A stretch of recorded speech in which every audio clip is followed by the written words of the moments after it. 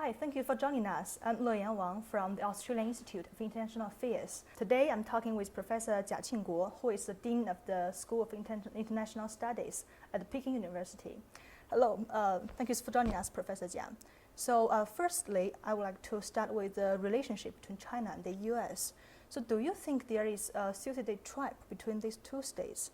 And can a new model of major power relations to help these two states to escape this trap? Well, is there a lucidity trap between China and the U.S.? Well, some say yes, some say no. But I think since there is a lot of people who agree, who believe that there is such a kind of a trap, then we have to take it very seriously. Yeah. I think it is to address this kind of concern that the Chinese leader Xi Jinping came up with the concept of great power, new type of great power relations. In other words, China should establish a new type of great power relationship with the U.S.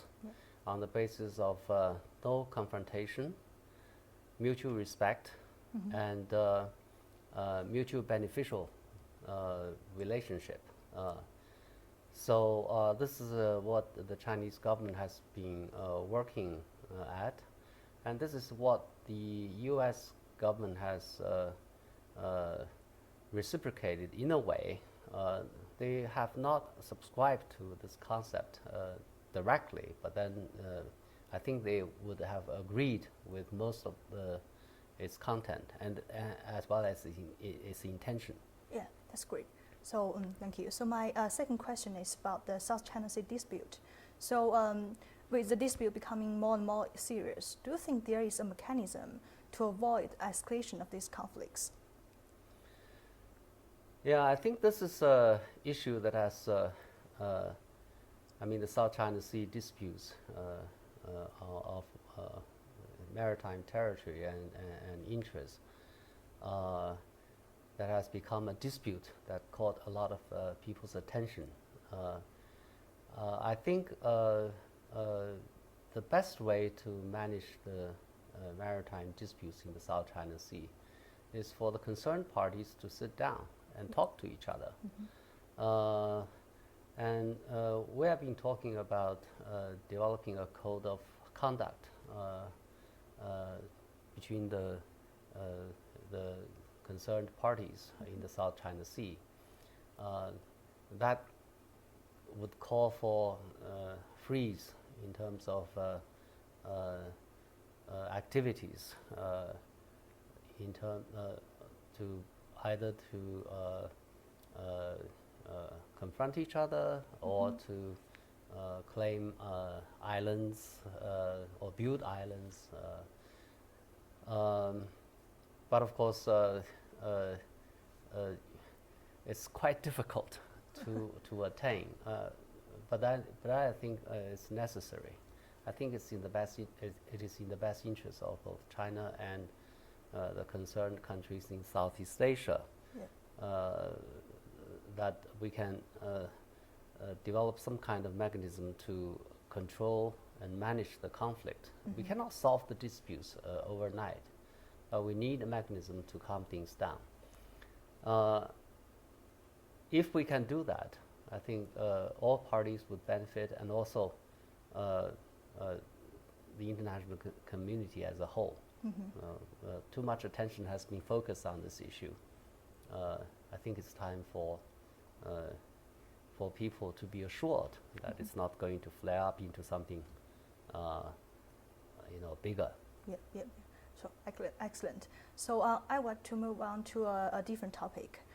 Chinese President Mr. Xi Jinping called for international joint efforts to strengthen global nuclear security architecture in his speech at the 4th Nuclear Security Summit.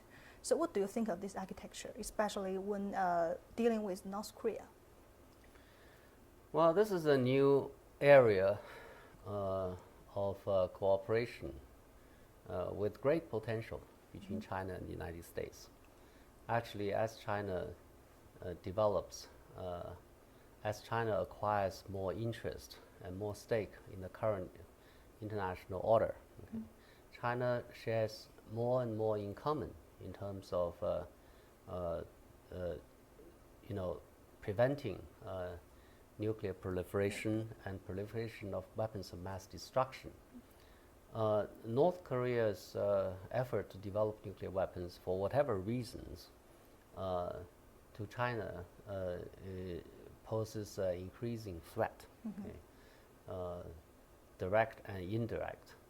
So that explains why China now shows greater willingness to cooperate with the US, South Korea, and other countries, other members of the six-party talks, to try to persuade North Korea in the first place, and also impose sanctions when North Korea doesn't listen and continue with this kind of exercise.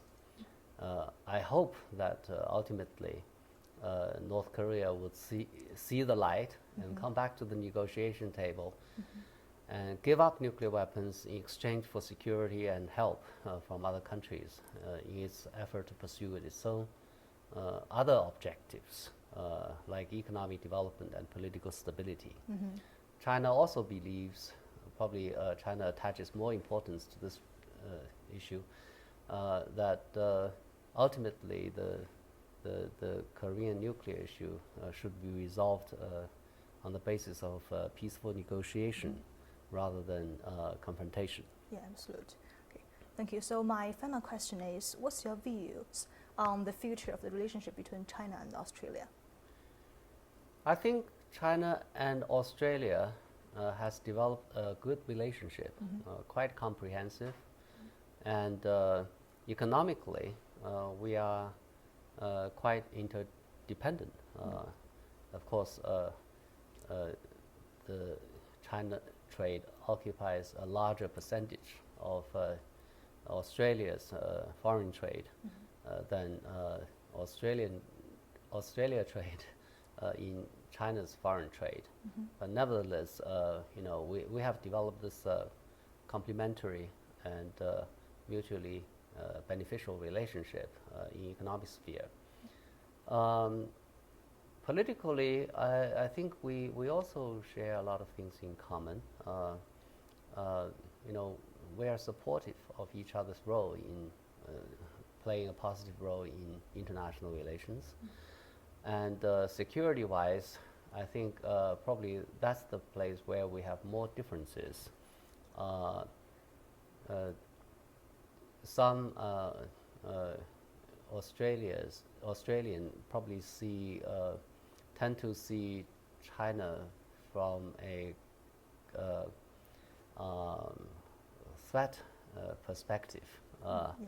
In other words, they tend to focus on South China Sea and East China Sea to a lesser extent.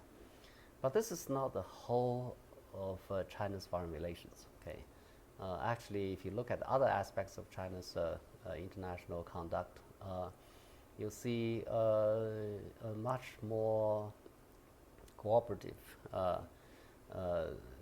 set of behavior on the part of China. Because China is a staunch supporter of the UN. Okay. China is a strong advocate of respect for international law. Okay. China is a big defender of the free and open trading system.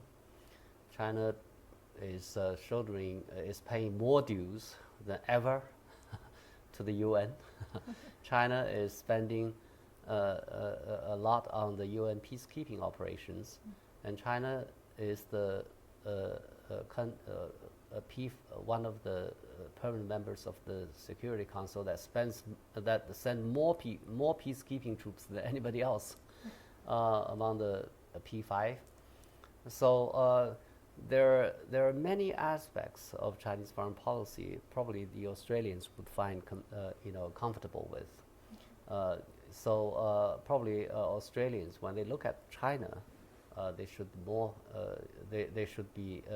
take a more comprehensive approach. China, well, Australia as a friend can offer its advice, their advice to China. China too, some Chinese think that Australia is a